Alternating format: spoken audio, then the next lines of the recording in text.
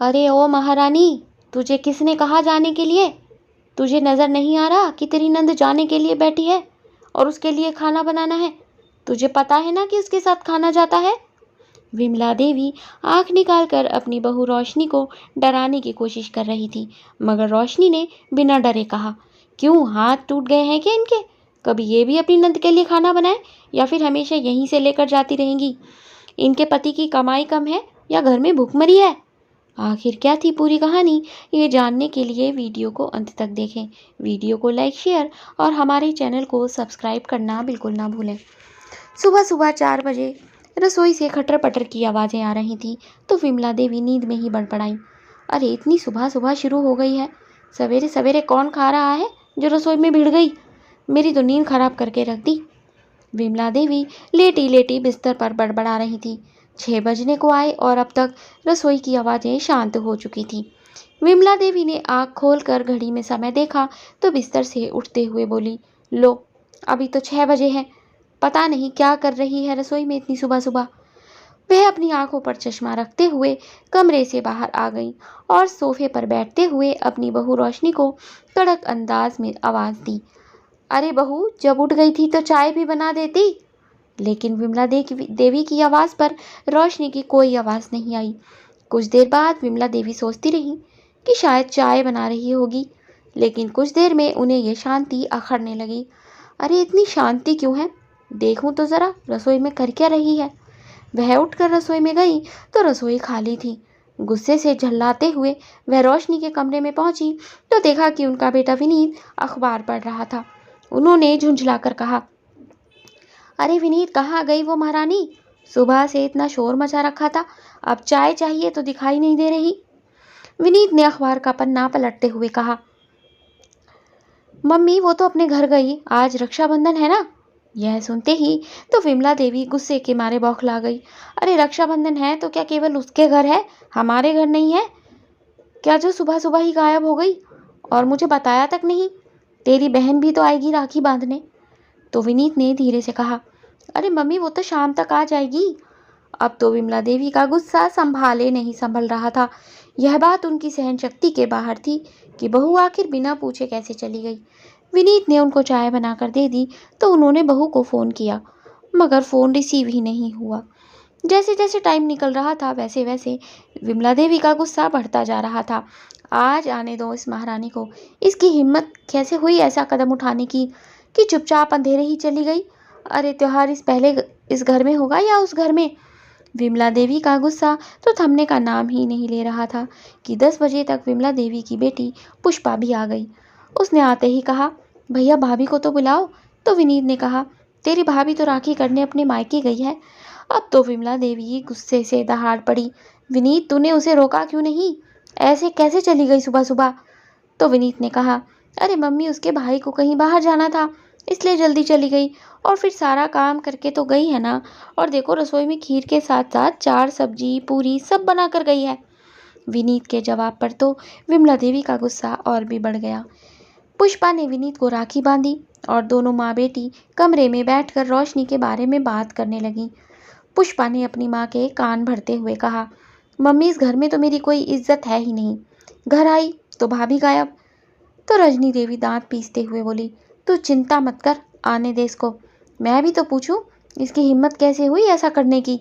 फिर तो पुष्पा ने आग में और भी घी डालते हुए कहा, हाँ मम्मी बिल्कुल भी मत छोड़ना, अच्छे से खबर लेना आज इनकी।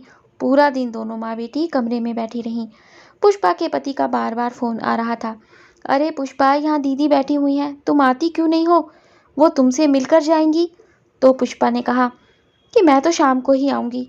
फ़ोन काटने के बाद पुष्पा ने अपनी माँ से कहा, मम्मी ऐसे कैसे चली जाऊँ? देखो तो भाभी अपने मायके से क्या लेकर आ रही है। रजनी जी ने तुरंत कहा, हाँ हाँ, जो भी पसंद आए रख लेना। उधर रोशनी अब अपने घर पहली बार इतनी खुशी से और इत्मीनान से रक्षाबंधन मना रही थी। उसके भाई ने कहा, अच्छा हुआ रोशनी, तू हमारे निकलने से पहले ही आ गई। तेरी भाभी को इसके मायके छोड़ कर आना है, अब तो यह डिलीवरी के बाद ही आएगी। तो रोशनी ने मुस्कुराते हुए कहा, अरे भैया कैसे नहीं आती। तो रोशनी की भाभी ने रोशनी के हाथ पर हाथ रखकर कहा, नहीं दीदी, हर बार आप शाम तक ही आ पाती थी, आपकी सासू माँ आपको जल्दी आने ही नहीं देती थी, पता नहीं इस बार आप कैसे आ गई। तो रोशनी ने कहा, क्योंकि भाभी इस बार मैंने अपनी मन की सुनी है, किसी और की नहीं। रोशनी की भाभी दोपहर में ही अपने पति के साथ मायके चली गई और रोशनी 4 बजे वापस आ गई। लेकिन जैसे ही घर में घुसी तो विमला देवी ने उसको देखते ही कहा, आ गया ससुराल याद। बहुत बहू, तेरी हिम्मत कैसे हुई चुपचाप जाने की? त्योहार क्या केवल तेरे घर में होता है? सासू माँ की बात सुनकर तो रोशनी ने लापरवाही से अपने कमरे में जाते हुए कहा, मम्मी जी मैं बहुत थकी हुई हूँ, थोड़ा आराम करके बात करती हूँ। ये सुनकर तो विमला देवी का मुंह खुला ही रह गया। पास में बैठी पुष्पा ने तुरंत कहा, अरे मम्मी जरा देखो तो इनकी हरकत, आपके गुस्से का तो इन पर कोई फर्क ही नहीं पड़ा। आपने देखा ना कैसे सीधी अंदर चली गई, कहीं आपका डर खत्म तो नहीं हो गया? देखो सुबह भी बिना पूछे चली गई। फिर तो विमला देवी गुस्से से उठ खड़ी हुई और तेजी से कदम रखते हुए रोशनी के कमरे में पहुंचकर जोर से चिल्लाई, बहू पहले मेरी बात का जवाब दे, मेरा डर खत्म हो गया है क्या जो मुझसे बिना पूछे चली गई और अब आकर भी सीधी कमरे में बैठ गई? विनीत तू देख रहा है ना इसे? विमला देवी की बात का रोशनी ने तो कोई जवाब नहीं दिया, मगर विनीत बोल पड़ा, अरे मम्मी वो इतनी जल्दी इसलिए गई थी क्योंकि उसकी भाभी प्रेग्नेंट है और इसके भाई को उन्हें मायके लेकर जाना था, ऐसे में तो इसको ही जल्दी जाना पड़ेगा ना। विनीत को जवाब देते देखकर तो विमला देवी का गुस्सा 7वें आसमान पर पहुंच गया। मैं इससे पूछ रही हूँ तो जवाब तू क्यों दे रहा है? तभी पीछे से पुष्पा आकर बोली, भाभी मुझे पूरा दिन हो गया आपका इंतजार करते हुए। फिर तो रोशनी ने मुस्कुराकर पुष्पा की तरफ देखकर हाथ बांधकर देखते हुए कहा, मुझे पता है तुम क्यों रुकी हो, तुम्हें तो देखना होगा ना कि मैं क्या लेकर आई हूँ। रोशनी के इस जवाब से तो पुष्पा एकदम से सक पका गई। विमला देवी आंख निकाल कर चिल्लाई, बहू ये किस तरह बात कर रही है अपनी नंद से? क्या हुआ अगर तेरे मायके से आया सामान देख लेगी? फिर तो रोशनी ने आंखों में आंखें डालकर कहा, मम्मी जी ये केवल देखती ही तो नहीं, ये तो कब्जा करती है। सॉरी दीदी, आपको मैं कुछ नहीं दिखा सकती, अब मुझे थोड़ा रेस्ट करना है, आप लोग भी अपने कमरे में रेस्ट कर लो। रोशनी का इतना कहना था कि दोनों माँ बेटी को ऐसा लगा कि रोशनी ने उनके ऊपर उबलता हुआ पानी डाल दिया है। रोशनी का यह बदला हुआ रूप किसी को समझ में नहीं आ रहा था कि आखिर भीगी बिल्ली बनी रहने वाली रोशनी एकदम से शेरनी कैसे बन गई। उधर रोशनी आराम से कमरे में बैठकर अब फ़ोन चला रही थी और विनीत उसे देखकर मुस्कुरा रहा था। अभी तक पुष्पा गई नहीं थी और विमला देवी के कमरे में बैठकर गुस्से में बरस रही थी। देखा मम्मी कैसे बेइज्जती की भाभी ने मेरी? अरे त्योहार के दिन अपनी नंद के साथ ऐसा कौन करता है? मैं तो कितनी उम्मीद से भाई के घर आती हूँ, अपने घर से यही तमीज़ सीखी है क्या इन्होंने? अपनी बेटी को रोते देखकर विमला देवी से बर्दाश्त नहीं हो रहा था। वह मुट्ठी को कसकर बोली, वही तो मैं सोच रही हूँ, पता नहीं इसे हुआ क्या है, कल तक तो इसकी जुबान खुलती भी नहीं थी और आज कैंची से भी तेज चल रही है। इसकी माँ को अभी फ़ोन करती हूँ। विमला देवी ने फ़ोन उठाया ही था कि कमरे में रोशनी आ गई। रोशनी ने अंदर आते ही कहा, मैं रसोई में जा रही थी चाय बनाने के लिए, तो सोचा आप लोगों से भी पूछ लेती हूँ, मगर क्या बात है, यहाँ तो मेरी ही बातें हो रही थी, मेरे माँ बाप की बुराई हो रही थी, मेरे संस्कारों पर उंगली उठाई जा रही थी। विमला देवी को समझ में नहीं आ रहा था कि ये हो क्या रहा है। उन्होंने गुस्से में तड़पते हुए कहा, बहू ज़्यादा पर निकल रहे हैं क्या तेरे? ये भी की बिल्ली शेरनी कैसे बन रही है? तो रोशनी ने कहा, मैं तो शेरनी ही थी, लेकिन चुपचाप रहती थी, मगर सोचा अब आपको शेरनी बनकर दिखा दूं। क्यों मम्मी जी, मेरा दहाड़ना कैसा लग रहा है? दोनों माँ बेटी तो ये देखकर हक्की बक्की रह गई रोशनी का यह बदला हुआ रूप देखकर। लेकिन रोशनी मुस्कुराते हुए चली गई। उसने जाकर चाय चढ़ाई और वह दिन याद करने लगी जब वह सासू माँ के सामने एक शब्द भी नहीं बोल पाती थी। हर बार रक्षाबंधन पर उसे पूरा दिन रसोई से निकलने का मौका ही नहीं मिलता था और दूसरी तरफ उसका भाई उसके आने का इंतज़ार करता रहता था। पुष्पा अपनी पसंद के ढेरों पकवान बनवाती थी और शाम को अपने ससुराल के लिए खाना लेकर भी जाती थी। हर साल रोशनी कहती थी कि विनीत, मेरा भी मन करता है कि मैं राखी पर अपने भाई बहनों के साथ समय बिताऊं, लेकिन मम्मी जी तो मुझे समय पर जाने ही नहीं देती। मेरा भाई राखी के लिए पूरा दिन मेरा इंतज़ार करता रहता है और मैं यहाँ रसोई में खड़ी होकर खाना बनाती रहती हूँ। विनीत उसकी बात समझता तो था, लेकिन माँ से कुछ कहना तो बिल्ली के गले में घंटी बांधने के बराबर था। एक बार उसने हिम्मत करके अपनी माँ से कहा, मम्मी दीदी से कहिए कि सुबह जल्दी आ जाए, जिससे रोशनी भी अपने घर जल्दी चली जाए। लेकिन विमला देवी तो गुस्से से उबल पड़ी। अरे राखी तो पूरे दिन की होती है, किसने कहा कि सुबह जल्दी जाना है? यहाँ नंद आती है, उसको कौन संभालेगा? उसकी पसंद का खाना बनता है और उसके घर खाना भी तो जाता है। एक बार रोशनी ने साफ कह दिया, मम्मी जी, दीदी हर बार यहाँ से खाना लेकर क्यों जाती हैं? इस चक्कर में तो मैं अपने घर समय से पहुँच ही नहीं पाती। रोशनी का इतना कहना तो विमला देवी को बर्दाश्त ही नहीं हुआ। क्यों, मेरी बेटी क्या खाली हाथ जाएगी और घर जाकर खाना बनाएगी? तू भाभी है उसकी, तेरा कोई फर्ज नहीं है क्या? उसके लिए खाना बनाने में तेरे हाथ टूट रहे हैं? हर बार विमला देवी की ऐसी बातें कहकर विमला देवी ऐसी बातें कहकर रोशनी को दुख पहुंचाती थी। लेकिन रोशनी के लिए सबसे बड़ा दुख तो ये था कि वह समय से पहुंच नहीं पाती थी और वापस आने का समय हो जाता था। कुछ दिन पहले उसने घर में कहा, मम्मी जी, परसों भाभी की गोद भराई का कार्यक्रम है, मुझे एक दिन पहले ही जाना है।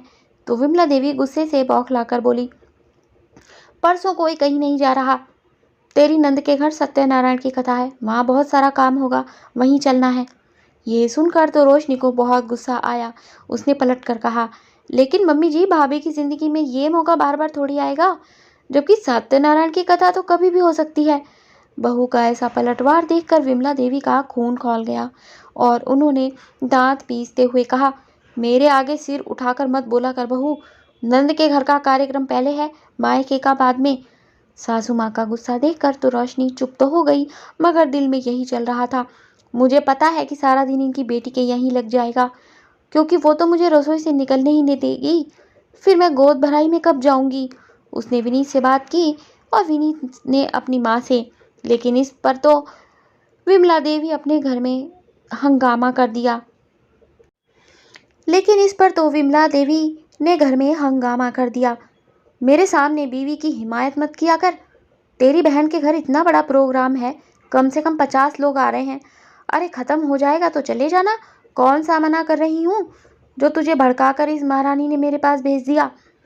इसके बाद तो विनीत कुछ बोल ही नहीं पाया और उसने जाकर रोशनी से कहा कि रोशनी, जैसे ही दीदी के यहाँ का कार्यक्रम खत्म होगा तो हम तुम्हारे मायके चलेंगे।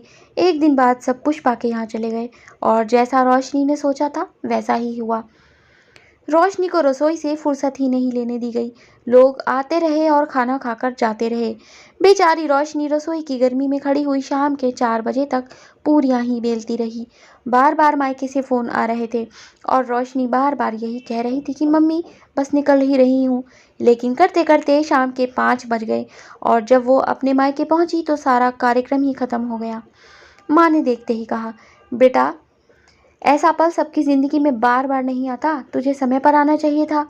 ये सुनकर रोशनी की आंखें भर आई और उसने विनीत की तरफ देखा, लेकिन विनीत की नज़र ही झुक गई। उस दिन वापस आते हुए रोशनी रास्ते भर रोती रही। विमला देवी के कारण आज वह अपनी भाभी के इतने यादगार पल को भी अटेंड नहीं कर पाई थी। वहां पर खींची हुई तस्वीरों में सब लोग थे, मगर केवल रोशनी ही नहीं थी। इसके बारे में सोच सोच कर रोशनी की आंखों में आंसू आ रहे थे, लेकिन अंदर ही अंदर वह गुस्से से तिल मिलाई हुई थी कि आखिर ऐसा कब तक चलेगा? कब तक वो ससुराल को अहमियत देने के चक्कर में अपने परिवार को छोड़ती रहेगी? गाड़ी में बैठा हुआ विनीत उसे रोते हुए देख रहा था और उसका दुख समझ भी रहा था। उसने जैसे ही रोशनी के हाथ पर हाथ रखा तो रोशनी फट पड़ी। विनीत, मुझे समय से भी तो अपने घर जाने दिया जा सकता था ना? क्या जिस काम के लिए मुझे रोक रखा था वो काम कोई और नहीं कर सकता था? लेकिन तुम्हारी मम्मी के लिए तो अपनी बेटी से ज़रूरी कुछ है ही नहीं। कितना इम्पोर्टेंट दिन था मेरे परिवार के लिए, सब थे लेकिन मैं ही नहीं थी।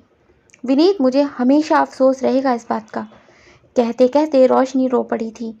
अब जब रक्षाबंधन का समय आ रहा था तो उसके भाई ने पहले ही फ़ोन करके कहा, रोशनी, हो सके तो रक्षाबंधन पर जल्दी आ जाना, क्योंकि मुझे तेरी भाभी को उसके मायके छोड़कर आना है।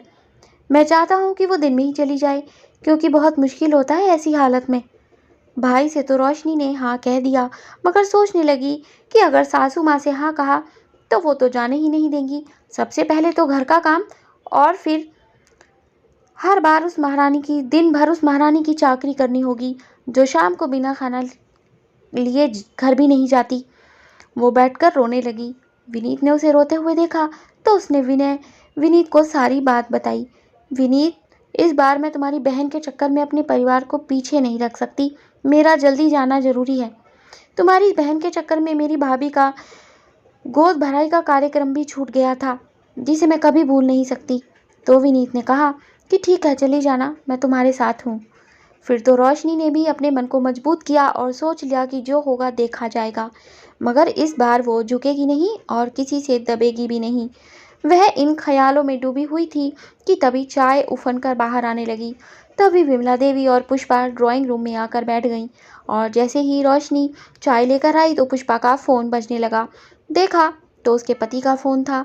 उसने तुरंत रिसीव किया और जैसे ही हेलो कहा तो उधर से उसके पति ने कहा, पुष्पा, तुम्हारा आने का इरादा है या नहीं? दीदी वापस जा रही हैं, उनको विदा करना है या नहीं? अरे 3 घंटे का सफ़र तय करके आती है दीदी। तो पुष्पा ने धीरे से कहा, हाँ बस भाभी खाना बना रही है, मैं आती हूँ। इतना कहकर पुष्पा ने फ़ोन काट दिया। लेकिन सामने खड़ी रोशनी ने कहा, मैं और विनीत उसके दोस्त की बेटे की जन्मदिन की पार्टी में जा रहे हैं। मम्मी जी, जो सुबह खाना बनाया था वो आपके लिए काफ़ी हो जाएगा और हम लोग बाहर खाकर आएंगे। ये सुनकर तो विमला देवी का पारा हाई हो गया। ओ महारानी, तुझे किसने कहा जाने के लिए? तुझे नज़र नहीं आ रहा कि नंद जाने के लिए बैठी है और इसके लिए खाना बनाना है? तुझे पता है ना कि उसके साथ खाना जाता है? विमला देवी आंख निकालकर रोशनी को डराने की कोशिश कर रही थी। मगर रोशनी ने बिना डरे कहा, क्यों, हाथ टूट गए हैं क्या इनके? कभी ये भी अपनी नंद के लिए खाना बनाए या फिर हमेशा यहीं से लेकर जाती रहेगी?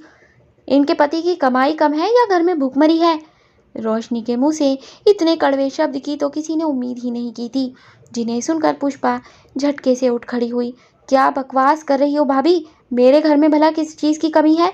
खाना तो मैं इसलिए लेकर जाती हूँ जिससे मेरे मायके वालों का सिर ऊंचा रहता है। रोशनी ने तुरंत हाथ जोड़कर कहा, हमें सिर ऊंचा रखने की कोई जरूरत नहीं है नंदरानी। मुझे तो नहीं लगता जीजा जी की कमाई कम है या फिर वो चाहते होंगे कि तुम खाना लेकर जाओ। जिस तरह तुम मुझसे उम्मीद कर रही हो ना खाने की, उस तरह तुम्हारी नंद भी उम्मीद कर रही होगी। तो घर जाओ और नंद को भी अपने ससुराल में सिर ऊंचा रखने का मौका दो, या जिंदगी भर सिर्फ अपना ही सिर ऊंचा रखती रहोगी? ये क्यों नहीं कहती कि खाना बनाने में मौत आती है तुम्हें? हाथ पैर टूटने लगते हैं तुम्हारे। तुम्हारे घर में आऊं तो वहां भी मुझे बनाना पड़ता है और तुम यहाँ आती हो तब भी मैं ही बनाऊं। अरे समझ क्या रखा है मुझे तुमने? रोशनी का यह अंदाज देखकर तो विमला देवी और पुष्पा देखती ही रह गई। विमला देवी ने तुरंत उसे मारने के लिए हाथ उठाया। ठहर, आज मैं तेरी ये जुबान ही काट डालूंगी। मेरी बेटी के लिए खाना तू ही बनाएगी। लेकिन रोशनी ने उनका हाथ हवा में ही पकड़ लिया। खबरदार मम्मी जी, जो मुझे और दबाने की कोशिश की। अब मुझे दहाड़ना ही नहीं आता बल्कि फाड़ खाना भी आता है। जिस तरह अपनी बहू से कह रही हो ना खाना बनाने के लिए, उस तरह अपनी बेटी से भी कहो कि जाकर अपनी नंद के लिए खाना बनाए। अब से मेरे भरोसे रहने की कोई ज़रूरत नहीं है। आपको इतना ज़रूरी लगता है तो खुद बना कर दे दो। मैं कोई नौकर नहीं हूँ इसकी। राखी का शगुन तो इसको मिल ही गया है, बस काफ़ी है इसके लिए। इसके बाद रोशनी अपने कमरे में चली गई और जाकर तैयार होने लगी। बाहर रोशनी से मुँह की खाकर बैठी दोनों माँ बेटी ज्वालामुखी की तरह उबल रही थीं। लेकिन देखते ही देखते रोशनी विनीत के साथ निकल गई और पुष्पा को खाली हाथ वापस लौटना पड़ा। उस दिन के बाद तो रोशनी ने बर्दाश्त करना बंद कर दिया और धीरे धीरे विमला देवी के हौसले भी पस्त हो गए। उन्हें समझ में आ गया कि अब रोशनी किसी के काबू में आने वाली नहीं।